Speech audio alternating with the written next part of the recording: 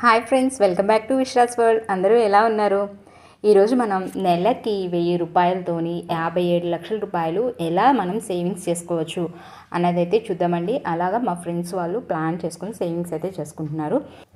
తను ఎలా ప్లాన్ చేసుకుంది ఏంటి అన్నదైతే వివరంగా అడిగి తెలుసుకున్నాను. అది కూడా మీతో షేర్ చేసుకుంటే మనకి యూజ్ అవ్వచ్చు కదా అన్న ఉద్దేశంతో. అయితే వీడియోలోకి అయితే వెళ్ళే ముందు నాదైతే ఒక చిన్న రిక్వెస్ట్ అండి. వీడియోని అయితే పూర్తిగా చూడండి. ఒకవేళ వీడియో కనుక మీకు నచ్చింది అనుకుంటే కనుక అప్పుడు లైక్ చేయండి. వీడియోలో ఏదైనా యూస్ఫుల్ ఇన్ఫర్మేషన్ ఉంది అని మీకు అనిపిస్తే కనుక నా ఛానల్ అయితే సబ్స్క్రైబ్ చేసుకోండి. నా ద్వారా మీరు మనీ సేవింగ్స్ సంబంధించిన ఎన్నో ఐడియాస్ అయితే తెలుసుకుంటారు. ఇంకా వీడియోలోకి అయితే వెళ్ళిపోదామండి. నేను తిని వచ్చేసి నాకు చిన్నప్పుడు ఫ్రెండే, కాకపోతే ఏంటంటే ఇప్పుడు మీట్ అయింది మళ్ళీ. 10th క్లాస్ ఫ్రెండ్ అనమాట. ఇప్పుడు ఫ్రెండ్స్ గ్రూప్స్ అవన్నీ క్రియేట్ చేస్తున్నారు కదా వాట్సాప్లో వాటిలో, అలాగా మళ్ళీ తను మీట్ అయింది. అయితే మీట్ అయితే ఇంకా మామూలుగా ఇంకా చాన్నాళ్ళ తర్వాత కలిసిన తర్వాత మంచి చెడులు అన్నీ అడుగుతాము కదా, అలాగా మంచి చెడులు అడుగుతూ ఉంటే తన ఫ్యామిలీ మ్యాటర్స్ మొత్తం కూడా చెప్పిందనమాట. ఫైనాన్షియల్గా వాళ్ళు ఎలా ప్లాన్ చేసుకున్నారు ఏంటి అన్నది. తనకు వచ్చేసి మ్యారేజ్ అయ్యి అయితే ఒక 5 to 6 years లోపు అయితే అవుతుంది. అయితే వాళ్ళదైతే ఇంకా రెంటెడ్ హౌసే, వాళ్ళు అద్దె ఇంట్లోనే ఉంటున్నారు. వాళ్ళకి వచ్చేసి ఒక బాబు, ఆ బాబుకి వచ్చేసి ఒక 3 సంవత్సరాలు అలాగా 3-4 సంవత్సరాల లోపు అయితే ఉంటాయి. వాళ్ళ హస్బెండ్కి వచ్చేసి ఒక ల్యాండ్ అయితే ఉందంట. ఆ ల్యాండ్ కాదు కానీ వాళ్ళకి ఏంటంటే ఒక ఓన్ హౌస్ కావాలి, అలా సొంత ఇల్లు ఉండాలి అన్నదైతే వాళ్ళిద్దరికి కూడా మ్యారేజ్ అయిన కాంచి కూడా ఒక కళ అంట. దానికోసం ఏంటంటే వాళ్ళు సేవింగ్స్ అయితే మంచిగా సేవింగ్స్ అయితే చేసుకుంటున్నారు. అయితే ఇప్పుడు దగ్గర దగ్గర పెళ్ళయి 5-6 సంవత్సరాలు అవుతుంది కదా. వాళ్ళు ఈ 5-6 సంవత్సరాల్లో దగ్గర దగ్గర ఒక 3 లక్షల రూపాయల వరకు అయితే వాళ్ళు ఇల్లు కొనుక్కోవడం కోసం సేవింగ్స్ అయితే చేసుకున్నారు. అలాగా ఒకేసారి కాకుండా చిట్స్ వేసుకొని 1 లక్ష రూపాయల చిట్ట అలా వేసుకొని అలాగా ఆ విధంగా ఒక 3 లక్షల రూపాయలు అయితే సేవింగ్స్ చేసుకున్నారంట. ఇంకా ఆ 3 లక్షల రూపాయలు ఇల్లు కొనుక్కోవడానికి చాలవు కదా. వాళ్ళ హస్బెండ్కి వచ్చేసి ప్రైవేట్ జాబే కాబట్టి వాళ్ళ హస్బెండ్కి జాబ్లో ఏంటంటే లోన్ అయితే వస్తుందంట. ఆ హౌస్ కొనుక్కోవడానికి లోన్ ఇస్తారంట. దాని మీద కొనుక్కుందామని చెప్పేసి వాళ్ళ ఐడియా. దానికోసం ఏంటంటే ముందు అడ్వాన్స్ పేమెంట్ అయితే రెడీ చేసుకోవాలి కదా. దానికోసం మాత్రమే వీళ్ళు సేవింగ్స్ అనేవి చేసుకుంటున్నారంట. అయితే ఎవరికైనా సరే మనలాంటి మధ్యతరగతి వాళ్ళకి ఏంటంటే ఒక సొంత ఇల్లు అన్నది మనకి ఏంటంటే ఒక పీస్ఫుల్ టెన్షన్ లేని ప్లేస్ అని చెప్పుకోవచ్చు. ఎన్ని నెలలు వచ్చిందంటే అది కట్టాలి, అదొక టెన్షను. అది టెన్షన్. ఆ టెన్షన్ పక్కన పెడితే మనకి మన సొంత ఇల్లు అయితే కనుక అందులో మనం ఎలా కావాలంటే అట్లాగా ఉండొచ్చు కదా. ఎలా అంటే మనం ఒక గోడకి ఏదైనా మన ఫ్యామిలీ ఫోటో పెట్టుకుందామన్నా మేకులు కొడితే ఊరుకోరు. అట్లాంటివి ఉన్నాయి అట్లాంటివన్నీ కూడా ఉంటాయి కదా. ఓనర్స్ ఎలా ఉండమంటే అలా ఉండాల్సి వస్తుంది. అదే మన సొంత ఇల్లు అయితే మన నచ్చినట్టు మనం ఉండొచ్చు. అది కూడా మనకేంటంటే ఎవరికైనా సరే మన మధ్యతరగతి వాళ్ళకి సొంత ఇల్లు అన్నది ఒక లక్ష్యం. ఆ లక్ష్యాన్ని సాధించడానికి మనము ఎంతైనా కష్టపడాలి. ఎందుకంటే మన గుర్తింపుని తెచ్చిపెట్టేది ఒక సొంత ఇల్లు మాత్రమే. మనం వెనకాతల ఎంత మనీ సేవింగ్స్ చేసినా అవి కనిపించవు కదా. మన సేవింగ్స్తో మనం కొనుక్కున్న ఇల్లు మాత్రమే కనిపిస్తుంది. మనకి ఏంటంటే ఎదుటి వాళ్ళ నుంచి గుర్తింపు ప్లస్ మనకంటూ ఒక కళ, అది ఒక ఆనంద నిలయం అనమాట మనకు సొంత ఇల్లు అంటే. అట్లాగా వాళ్ళకు కూడా సొంత ఇల్లు కొనుక్కోవాలనే ఐడియా ఉంది కదా. దానికోసం సేవింగ్స్ అయితే ఒక 3 lakhs వరకు చేసుకున్నారు. ఆ చేసుకున్న సేవింగ్స్ని ఏం చేశారంటే వాళ్ళ హస్బెండ్ బ్యాంక్లోని ఎఫ్డి వేశారంట. ఎలా వేశారు? మంత్లీ ఇంట్రెస్ట్ వచ్చేటట్టు ఎఫ్డి వేశారంట.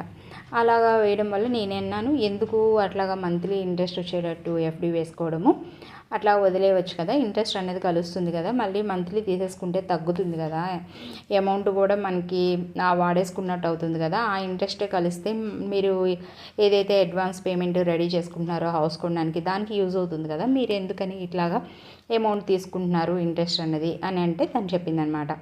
దాని మీద వాళ్ళ హస్బెండ్ ఒక 1700 వరకు వాళ్ళకి ఇంట్రెస్ట్ వస్తుందంట 3 lakhs మీద. అట్లాగా దగ్గర దగ్గర ఒక 6 months 7 months నుంచి వస్తుందంట. అయితే వాళ్ళు ఏం చేస్తున్నారంటే అందులోనే ఒక 700 రూపీస్ పక్కన పెట్టేసి ఒక 1000 రూపీస్ మాత్రం 1000 రూపాయలు మాత్రం ఏం చేస్తున్నారంటే వాళ్ళ హస్బెండ్ని మ్యూచువల్ ఫండ్స్లో ఇన్వెస్ట్ చేస్తున్నారంట. అలాగా మ్యూచువల్ ఫండ్స్లోని ఒక 25 సంవత్సరాల పాటు ఎస్ఐపి కడతారంట. అంటే ఏంటంటే వాళ్ళు ఇల్లు కొనుక్కున్న తర్వాత కూడా 1000 రూపాయలు అన్నది పెద్ద బర్డెన్ అయిన విషయం కాదు కదా.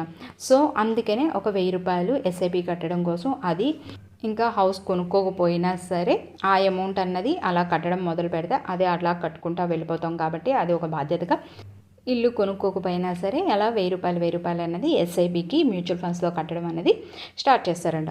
అలాగా కడతా ఉంటే ఒక 25 సంవత్సరాలు మనం కట్టే అమౌంట్ ఎంత అవుతుందంటే ఒక ₹3,00,000 అయితే అవుతుంది.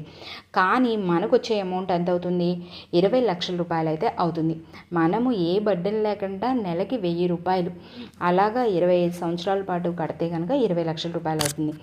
అదే కనుక వాళ్ళ హస్బెండ్ అన్నారంట, మనకు కనుక ఇల్లు కనుక ఉంటే కనుక ఆ ₹3,00,000 తీసుకెళ్ళి లంసంలో వేసుకునేవాడిని. అంటే మ్యూచువల్ ఫండ్స్లోనే లంసం అంటే అది బ్యాంక్లో మనం ఎఫ్డి ఎలా వేసుకుంటాం అట్లా దాంట్లో వేసుకునేవాడిని. వేసుకుంటే కనుక అప్పుడు మనకి 25 సంవత్సరాల తర్వాత ఈ 3,00,000కి గాను ఒక 14% యావరేజ్ ఇంట్రెస్ట్తో చూసుకుంటే దగ్గర దగ్గర మనకి ₹58,00,000 వరకు వచ్చేవి అని చెప్పి వాళ్ళ హస్బెండ్ చెప్పారంట.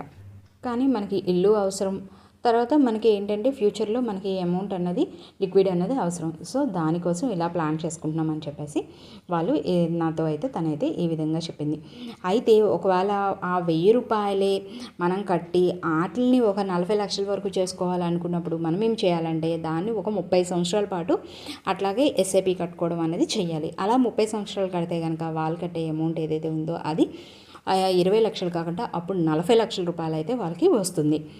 అట్లాగా ప్రజెంట్ ఏంటంటే వాళ్ళ ఫ్యామిలీ సిచ్యువేషన్ ఏంటంటే వాళ్ళకి ఇప్పుడు ఒక బాబు, ఆ బాబుకి ఒక 3 ఇయర్స్ కదా, ఈ 25 సంవత్సరాల తర్వాత వీళ్ళకి వచ్చే అమౌంట్ ఏదైతే ఉందో అది ఆ బాబుకి 28 సంవత్సరాల వయసులో వస్తుంది. అప్పుడు ఆ బాబుకి 28 సంవత్సరాలు ప్లస్ వీళ్ళ ఏజ్ వచ్చేసి 50 to 60 అంటే అప్పుడు మనకి డబ్బుతో అవసరం చాలా ఉంటుంది.